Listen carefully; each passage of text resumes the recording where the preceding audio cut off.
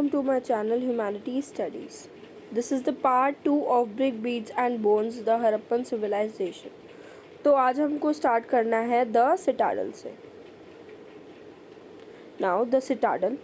It is on the citadel that we find of structures that were used for the probably used for public purposes. Citadel में हमें ऐसे structures मिलते हैं जिनको special public purposes, special public occasions के लिए use किया जाता होगा. अब उनमें से ही एक structure है warehouse.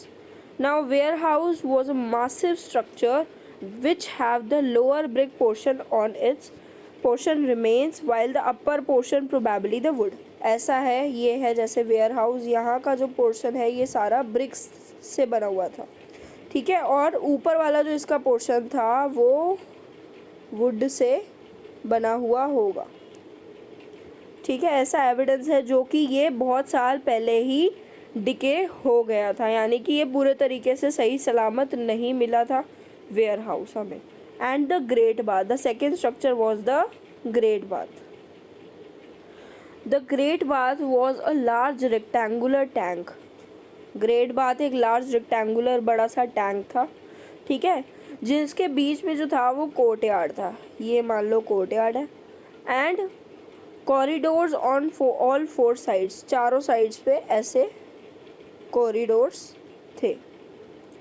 There were 2 flights of step on the north and the south leading into the tank. North की साइड से भी आ सकते थे टैंक में, साउथ की साइड से भी टैंक के अंदर आ सकते थे. 2 साइड्स थी आने के लिए, ठीक है. Which was made a water tight by setting bricks on the edge and by using the mortar of gypsum. अब जो टैंक था उसको वाटर टाइट बनाया गया था, पत्थर की ब्रिक्स जैसे लगा के अच्छे तरीके से, ताकि उसमें से जो पानी है वो लीक ना हो. जिसमें किस चीज़ का यूज़ किया गया था? जिप्सम का यूज़ किया गया था. There were rooms on all 3 sides. अब यहाँ की 3 साइड्स में जो थे रूम्स हुआ करते थे, ठीक है. In one which was the large well. अब एक जो खाली बच गया था कॉरिडोर, उसमें क्या होता था? लार्ज वेल हुआ करता था. Water from the tank flowed into a huge drain. अब जो पानी टैंक में से आता था, क्योंकि ग्रेट बाथ का पर्पस क्या था, वहाँ पे लोग जो थे वो नहाया करते थे, ठीक है. अब जो पानी जो था वो टैंक से फ्लो होके एक ह्यूज ड्रेन में जाता था, यानी कि गंदा पानी जो था वो ह्यूज ड्रेन में जाता था. Across a lane to the north lay a smaller building with the 8, यानी कि नॉर्थ की साइड पे यहाँ पे एक स्मॉलर बिल्डिंग थी जहाँ पे 8 बाथरूम्स थे इकट्ठे. अब 8 बाथरूम्स से ही पता लगाया जाता है कि यहाँ पे बहुत सारे लोग जो थे वो रिलीजियस पर्पस के लिए आया करते होंगे या फिर स्पेशल ओकेशन पे आया करते होंगे, क्योंकि 8 बाथरूम का मतलब है कि बहुत सारे लोग जो थे वो उस टाइम पे इकट्ठे हुआ करते होंगे, पर्टिकुलरली ग्रेट बाथ में, ठीक है. 4 ऑन ईच साइड. अब 4 जो थे वो एक साइड पे थे नॉर्थ की, और 4 जो थे वो एक साइड पे थे.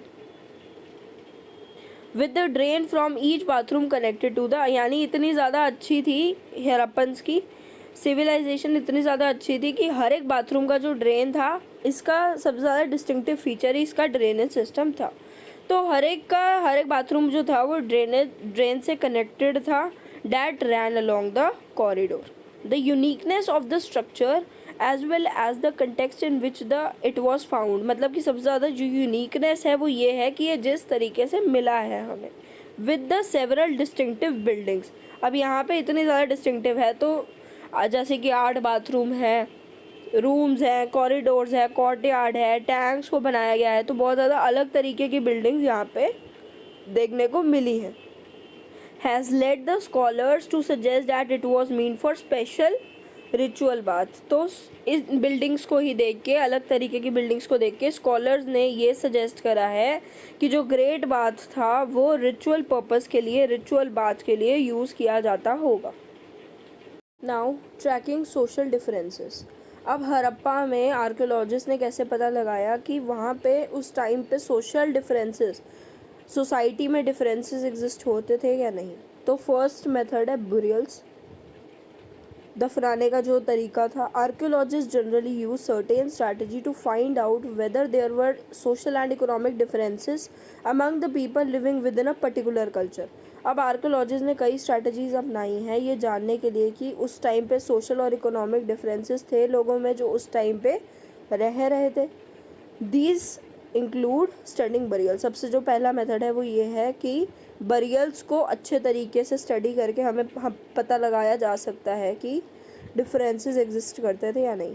You are probably familiar. अब हम सबको पता है इजिप्ट में क्या होता था भाई, बहुत सारे वो ऐसे पिरामिड्स बनाए जाते थे रॉयल बरियल्स के ऊपर, जो राजा महाराजों के हुआ करते थे बरियल्स, उनके ऊपर पिरामिड्स बनाया करते थे और उनमें बहुत सारी वेल्थ भी मिली है। ठीक है, वेल्थ भी साथ में, पैसा वगैरह, हीरे जवाहरात वगैरह दफनाए जाते थे उस टाइम पे।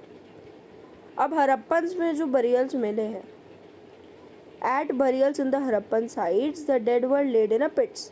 अब जो डेड होते थे उनको गड्ढों में यानी कि पिट्स में दफनाया जाता था हरप्पन सिविलाइजेशन में। ठीक है, अब मेन डिफरेंस हम कहाँ पे देख सकते हैं कि गड्ढे किस तरीके से बनाए हुए हैं। नाउ सम इंस्टेंसेस जैसे कि कई जो थे वो हॉलोड आउट स्पेस के गड्ढे हैं ऐसे, जिसमें ज़्यादा स्पेस बनाई गई थी और जिसमें स्पेशली लाइंड ब्रिक्स वगैरह बनाई गई हैं ऐसे गड्ढों के पास। ठीक है, तो वो हो सकता है कि वो स्पेशल हो, और जिनमें ऐसे ही दफना दिया गया है हो सकता है वो सोसाइटी में नीचा दर्जा रखते हो। Now some graves contain pottery. अब हड़प्पा के कई ग्रेव्स में हमें पोट्री वगैरह बहुत ज़्यादा मिलती है, ऑर्नामेंट्स देखने को मिलते हैं जो कि इस बिलीव में शायद रखे होंगे कि आने वाली, जैसे बोलते हैं ना कि अगले जन्म में ये चीज़ें यूज़ हो जाएंगी, तो ऐसे ही आफ्टर लाइफ की चीज़ें जो है ये चीज़ें यूज़ हो सके आफ्टर लाइफ में, इस पर्पज़ से दफनाई गई होंगी साथ में। Jewellery has also been found in the burials of both man and women. अब पुराने ज़माने के जो आदमी होते थे, राजा वगैरह, हमने देखा है कि ज्वेलरी वो भी पहना करते थे, तो ऐसे ही ज्वेलरी जो है वो दोनों मैन और वुमेन दोनों के बरियल से हमें देखने को मिली है आर्कियोलॉजिस्ट को। In fact in the excavation at the symmetry in Harappa in the mid 1980s, excavation यानी कि जो खुदाई वगैरह करी थी आर्कियोलॉजिस्ट ने 1980s में, and ornament consisted of 3 shell ring, ऐसे की 3 शेल रिंग यानी कि 3 मोतियों वाली ऐसे रिंग जो थी वो मिली थी, और जैस्पर होता है सेमी प्रीशियस, बहुत ज़्यादा प्रीशियस नहीं बट हाँ कुछ हद तक प्रीशियस महंगा बीड जो देखने को मिलता है, एंड 100 ऑफ माइक्रो बीड्स यानी कि छोटे छोटे मोती टाइप कुछ देखने को मिले। Was find near a skull of a man, skull यानी कि खोपड़ी के पास आदमी की इतनी सारी चीज़ें मिली थी। In some instance the dead were buried with copper mirrors. Copper mirrors यानी कि ये जैसे बना हुआ है कॉपर मिरर, तो ऐसे का भी देखने को मिलता है एग्जाम्पल, ऐसे की चीज़ें भी मिलती है बरियल्स में। But on the whole it appears that the Harappa did not believe in burying precious with the death. एक चीज़ पता चलती है बरियल्स की स्टडी करके हमको हड़प्पा सिविलाइजेशन की, कि ये लोग जो थे वो ज़्यादा प्रीशियस चीज़ें दफनाने में विश्वास नहीं रखते थे, क्योंकि बहुत ज़्यादा कीमती चीज़ें हमें हड़प्पा के बरियल से नहीं मिली हैं। Looking for luxuries. अब दूसरी स्ट्रैटेजी क्या थी सोशल डिफरेंसेस को पता लगाने के लिए, वो ये थी कि जो आर्टिफैक्ट्स हमें हड़प्पन सिविलाइजेशन के बारे में मिले हैं उनको अच्छे से स्टडी किया जाए। Now another strategy to identify the social differences is to study artifacts which archaeologists broadly classify into 2, utilitarian and luxurious. 2 तरीके में आर्टिफैक्ट जो मिले हैं उनको कैटेगराइज किया। यूटिलिटेरियन कौन से थे, जो रोज़मर्रा की ज़िंदगी में वो ऑब्जेक्ट्स यूज़ किया करते थे, जो कि ईजिली हमको मिल गए सारी सेटलमेंट्स में हड़प्पन सिविलाइजेशन की। For example needles, fresh rubbers, pottery, ये सब जो है ये यूटिलिटेरियंस में आया। And usually foundly distributed throughout settlement, यहाँ पे जहाँ पे हड़प्पा के लोग रहा करते थे उन सेटलमेंट में ये चीज़ें बेसिकली मिली हैं। Now archaeologist assume objects were luxuries if they were rarely made, मतलब कि बहुत ज़्यादा कम मिली हैं ये चीज़ें हड़प्पन सिविलाइजेशन से, एंड कॉस्टली, बहुत ज़्यादा महंगी चीज़ें हैं, एंड नॉन लोकल मटेरियल उसमें यूज़ किया गया है उसको बनाने में। और विद कॉम्प्लिकेटेड टेक्नोलॉजीज़, यानी कि बहुत ज़्यादा मेहनत लगी है, अलग अलग टेक्नोलॉजीज़ यूज़ हुई हैं उस चीज़ को पर्टिकुलर बनाने में। दस द लिटल पॉट्स ऑफ फाइंस, जैसे कि ये है, ये बहुत ज़्यादा लग्जूरियस माना गया था उस टाइम पे। ये किससे बना था? ग्राउंड सैंड से बना था और silica mixed with colour and a gum and then fired, was probably considered the most precious. इसको बहुत ज़्यादा प्रीशियस माना गया था because they were difficult to make, क्योंकि इसको बनाने का जो टास्क है वो बहुत ज़्यादा डिफ़िकल्ट है। द सिचुएशन, अब ये जो सिचुएशन है ये अब कब चैलेंजिंग बनती है, कब कॉम्प्लिकेटेड बनती है? When we find what seem to be the article of daily use such as spindle whorls. अब हम ये देखते हैं कि जो आइटम है डेली यूज़ की, अगर उसको रेयर मटेरियल से बनाया गया है तो उसको किस चीज़ में क्लासीफाई करें? तब कॉम्प्लिकेशंस जो हैं वो अराइज होती हैं कि उसको किस चीज़ में क्लासीफाई करें, यूटिलिटेरियन में करें या फिर उसको लग्जूरियस में करें। If we study the distribution of the study of such artifact, अगर हम लोग अच्छे से डिस्ट्रीब्यूशन पढ़ें आर्टिफैक्ट्स की तो हमको ये चीज़ का पता चलता है कि जो रेयर ऑब्जेक्ट्स थे जो कि वैल्यूएबल प्रीशियस मटेरियल से बने हुए थे वो खाली हमें लार्ज सेटलमेंट से ही देखने को मिलते हैं। यानी कि लार्ज सेटलमेंट जैसे कि मोहिंजोदारो और हड़प्पा से ऐसे रेयर ऑब्जेक्ट्स मिलते हैं, ना कि छोटी सेटलमेंट से। For example miniature pots of फाइंस perhaps was a perfume bottle, जैसे आज की परफ्यूम बॉटल होती है वैसे ही था ये एक तरीके का पॉट। ये जो हमें मिला है ये मोहिंजोदारो और हड़प्पा जैसी लार्ज सेटलमेंट से मिला है, ना कि छोटी सेटलमेंट फॉर एग्जांपल कालीबंगन से। Now gold too was rare, अब उस टाइम पे जो सोना था वो भी बहुत ज़्यादा रेयर जगहों पे मिला है। And as at present probably precious all the gold jewellery found at Harappan site was recovered from hoards. मतलब ये जो सारी चीज़ें मिलती हैं, गोल्ड की जो ज्वेलरी होती है ये सब एक स्टोर से मिलती हैं। इससे पता लगाया जा सकता है कि ये बहुत ज़्यादा प्रीशियस चीज़ें थी। Finding out about craft production, अगर हम लोग क्राफ्ट प्रोडक्शन का पता लगाएं हड़प्पन सिविलाइजेशन में तो हम देखते हैं कि एक साइट थी चन्हूदारो, जो बहुत ज़्यादा टाइनी सेटलमेंट थी, जो बेसिकली लेस देन थी 7 हेक्टेयर से, अगर हम लोग कंपेयर करें मोहिंजोदारो जैसी बड़ी साइड से उसे। ये जो साइड थी ये भले ही छोटी थी पर इसकी ख़ास बात क्या थी कि ये जो थी पूरे तरीके से क्राफ्ट प्रोडक्शन के लिए जानी जाती थी।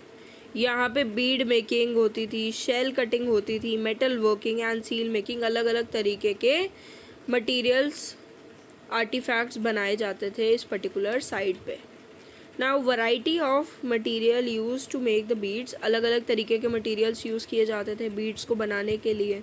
स्टोन्स जैसे कि कार्नेलियन, जो कि एक लाल कलर का पत्थर टाइप का स्टोन था, छोटा सा, बहुत ज़्यादा अच्छा था और वो यूज़ किया जाता था। जैस्पर, क्रिस्टल्स यूज़ किए जाते थे, quartz and steatite type of stones are used. Now metal अलग अलग तरीके के यूज़ किए जाते थे, जैसे कि गोल्ड हो गया, कॉपर हो गया, सोना, ब्रॉन्ज वगैरह यूज़ किए जाते थे and shell.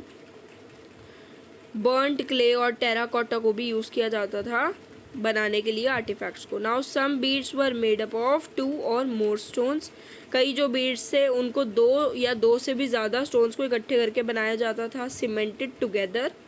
And some of stones with gold caps, कई स्टोन के ऊपर जो थी सोने की कैप भी लगाई जाती थी।